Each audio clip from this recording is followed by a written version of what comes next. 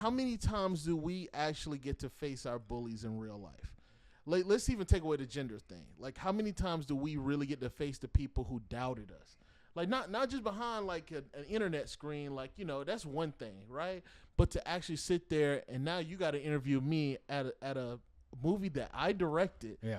This isn't just like he became an actor. He is now directing his own film now. Full circle. This is every, I feel like every actor's dream too.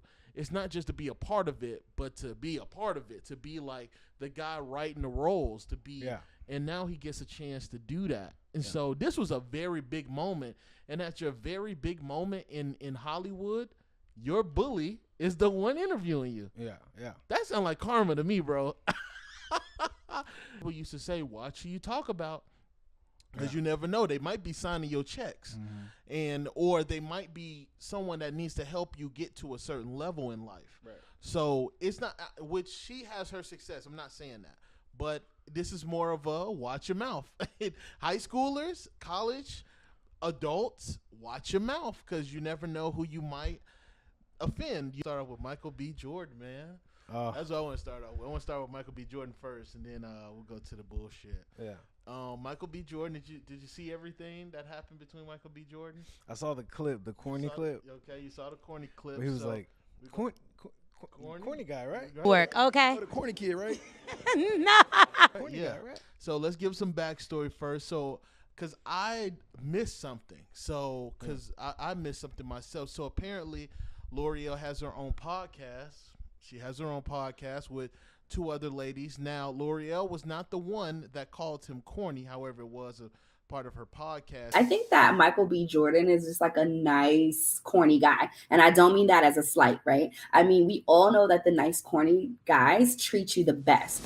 To be fair, it was actually Eva who called Michael corny. And one of the young ladies on the podcast called him corny. However, she did go on to say and admit in the clip that she and the young lady, she, a part of a group of people, bullied him in high school. So they did. So she does admit that she was a part of this group of people that bullied him in high school. Honest with you, we teased him all the damn time because his name was Michael Jordan. Let's start there. And he was no Michael Jordan. And then he also would come to school with headshot. We lived in Newark. Yeah. Like that's the hood. You know what I mean? So we would make fun of him. Like, what you gonna do with your little stupid headshots? Like, and now look at him. And it was because he was walking around with like headshots and things like that of headshots. So interesting take. Sounds like a driven young man. Sounds like but people got to understand. Michael B. Jordan's been doing this since he's been in high school. He does have a feature in The Wire. Yeah, man. So he's been doing this for a minute. Remember Hardball? The Hardball. He has a role in Hardball. He was young. So, it's kind of funny that, they kind of made fun of him like that in high school. But, then that led up to him seeing her and, hitting her with corny guy, right? Yeah. What did you think about the clip? Bro, honestly, when I first saw it, I was like, yeah, bro. I was like, yeah, like I feel that. Like, sure. Like, get her back for how you feel. Sure. But then I was like, that kind of makes you corny. Like, it kind of makes it corny. But I was like, okay. I was just like, it's Michael B. Jordan, man. Like, honestly, if I was put in that position, I'd probably do the same thing too. But I was like, I remember what you called me. Yeah, I remember. How many times do we actually get to face our bullies in real life? Like, let's even take away the gender thing. Like, how many times do we really get to face the people who doubted us? Like, not just behind like an internet screen. Like, that's one thing, right? But to actually sit there and now you got to interview me at a movie that I directed. Yeah. This isn't just like he became an actor. He is now directing his own film now. Full circle. This is every, I feel like every actor's dream too.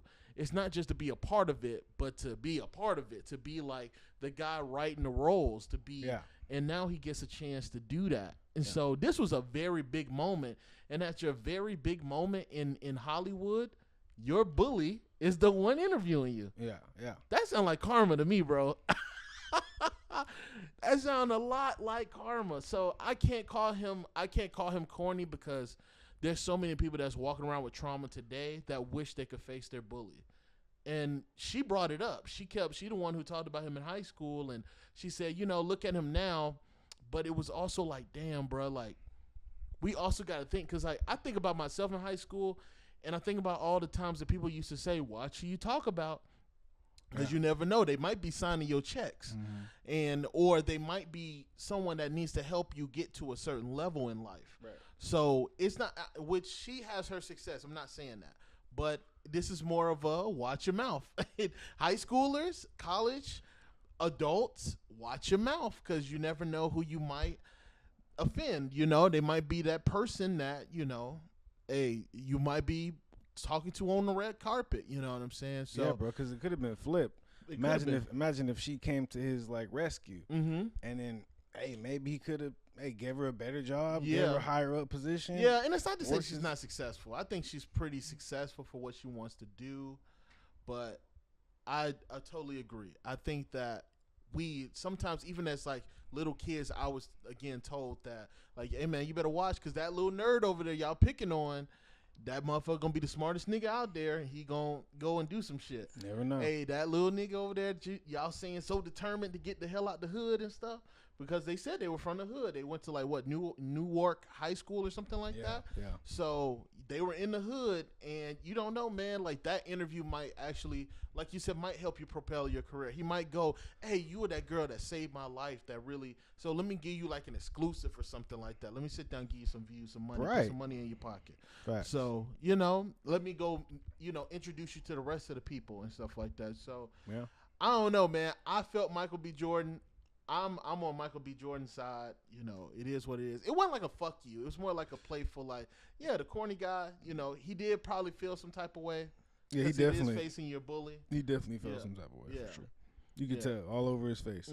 So he was waiting for that moment. Oh, he got honestly, bro. The whole time she was talking to him, he was like waiting for that time. Yeah, and he's like, the corny guy, right? Oh, perfect time, bro. Perfect time, and to bring it up. Yep. He was waiting. And now you're on my set. You're on my time. And that's not even about gender, because like a lot of people try to put that towards men and stuff like that. But that's about anybody. Like just being able to speak out against people who bullied you. Like that, that's just my thing. A lot of people on the internet that I've seen were like, oh, that was 40-some years ago. That was 30-some years ago. And I just like, I resonate with that, because it's just like, damn, like a lot of y'all don't understand how trauma affects people's lives outside of what you do to them. Yeah. And so people hold on to that forever. They do. And it's really their driving force. It's really what's pushing them to get to that certain pinnacle of like, oh no, I gotta prove you wrong. I got to.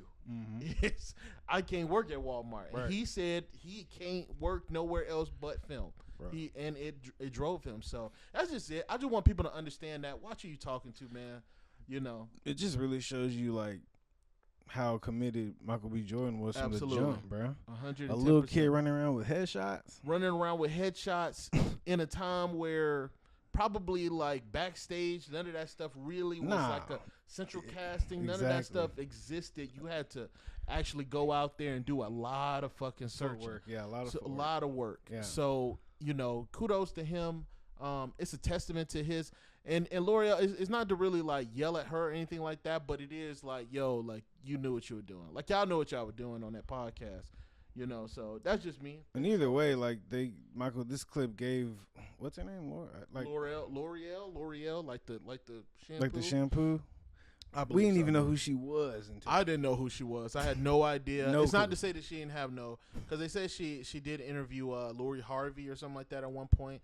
So I don't know who that woman is. So I have no you know idea. what I mean? I ain't know until today. But so now it gave us some light. Yeah, it gave us some light. Gave me some history. It's a lot of people in the entertainment industry that we don't know, that we'll never see, and they get these opportunities and stuff. So it's not, So shouts out to her as well.